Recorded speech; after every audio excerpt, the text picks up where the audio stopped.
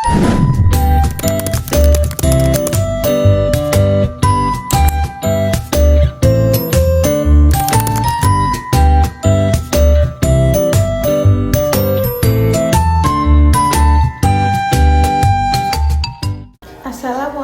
warahmatullahi wabarakatuh.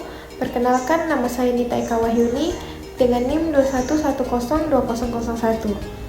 Baiklah, di sini saya akan mempresentasikan tugas perencanaan wilayah dan tata ruang dengan dosen pengampu Bapak Syahril Budiman, SOS MPM.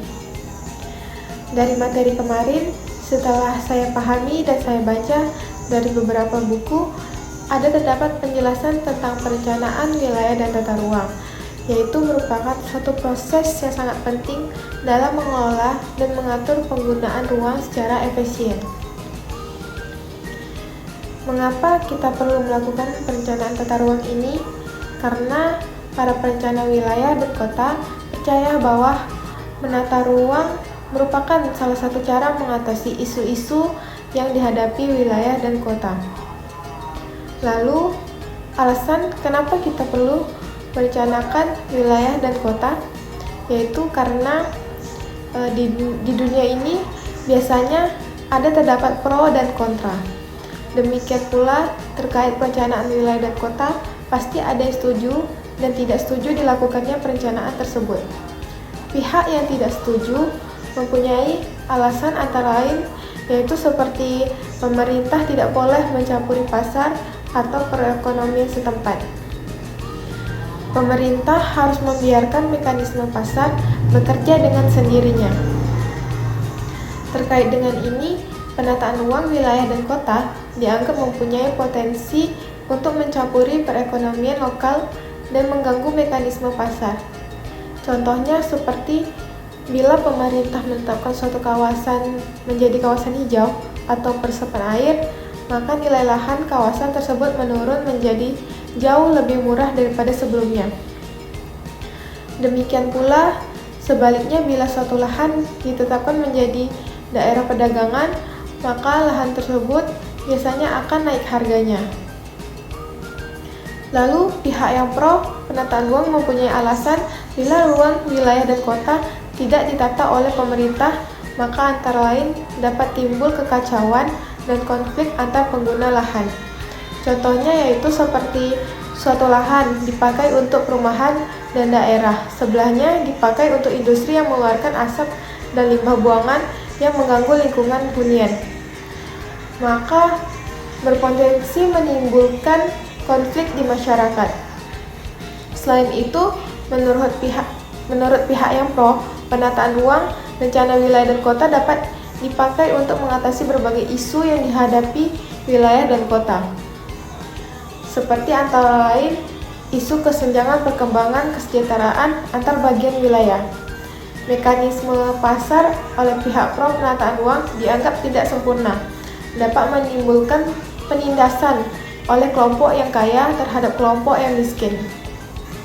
Alasan-alasan lain dijelaskan menurut Levy ada dua kata kunci yang paling menunjukkan perlunya PWK ini, yaitu kesaling terhubungan dan keruwetan atau kompleksitas.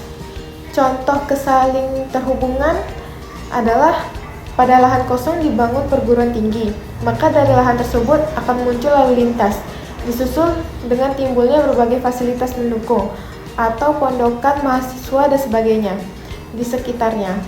Selain itu, kehidupan kota tidak sederhana, tetapi mempunyai atau keruwetan kompleksitas. Contohnya, pembuatan sumur pribadi di perumahan padat bersifat tidak sederhana karena terkait dengan letak sumur penampungan kotoran. Bila terlalu dekat, maka air sumur akan tercemar oleh bakteri dari kotoran. Levy mengatakan bahwa dengan PWK kita mampu menata guna lahan agar tidak terjadi konflik antar guna lahan yang berbeda. Bahkan kita dapat menyinergikan antar guna lahan.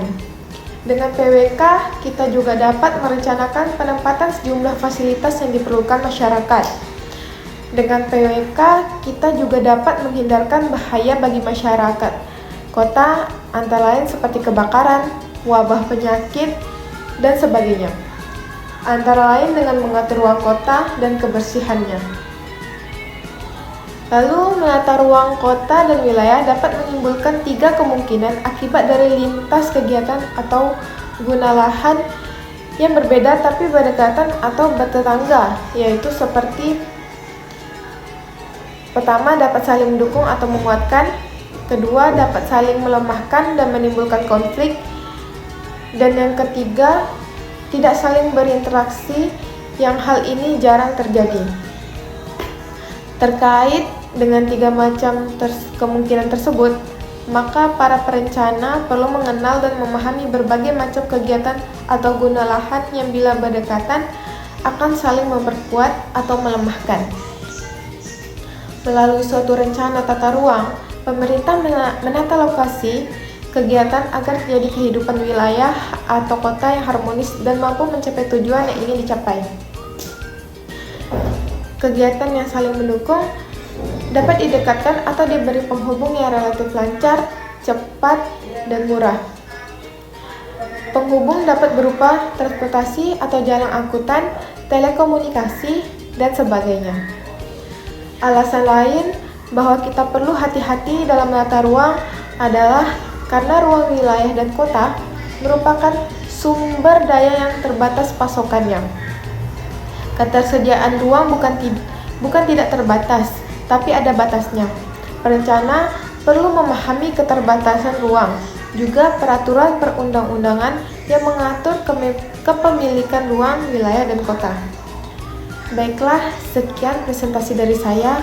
Apabila ada salah kata, mohon dimaafkan.